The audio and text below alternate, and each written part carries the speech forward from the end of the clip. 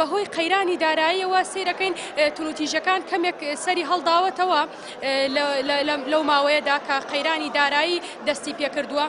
ئەوش یەکێک لەوانە جیابوونەوەیە تەلاقە، ئەویش هۆکارەکەی دەگەڕێنمەوە بەشێکی بۆ قەیرانی دارایی بەهۆی نەبوونیەوە کێشە دەکەوێتە نێوان خێزانەکانەوە. بەڕاستی نەبوونی و نەداری لەناو خێزانەکانە ئەویش خۆی لە خۆیدا بەشێکە لە دروستبوونی کێشە.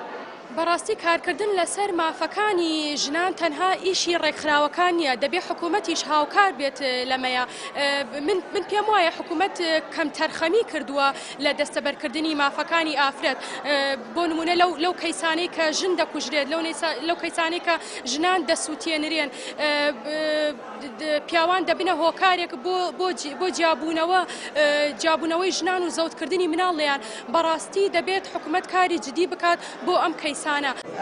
دیارە بۆ ئەوەی تاوەکو ئێستا ڕەنگە بەس بەتەنها یەک حاڵەتمان هەیە ئێمە کەوا تاوانبارەکە نەتوانراوە بگیرێت کە تاوانی کوشتنی ئەنجام داوە، کوشتنی ژنانی ئەنجام داوە لێرە لە ناو خێزانەکەی خۆی. ئەوەش دەگەڕێتەوە بۆ ئەو بارودۆخە کە هەرێمی کوردستان تایەتی و سنووری گەرمیان بە تایبەتی کە سنوورێکی واڵایە و هەروەها ئەو شەڕانەی کە هەیە ئەو گروپە تیرۆریستیانە کە هەن لە ناوچەکە جارنەجارێ دەرئەکەون. دیارە ئەو کەسانەی کە تاوان ئەدەن هەوڵی خۆ دەربازبوون ئەکەن چی بە پەیوەندیان بە گروپەکان چی یاخۆت بە سەفەرکردنیان بۆ دەرەوەی وڵات لەبەر ئەوەی سنوورەکان واڵان، لەبەر ئەوەی ناوچەکە ناسەقام گیرە.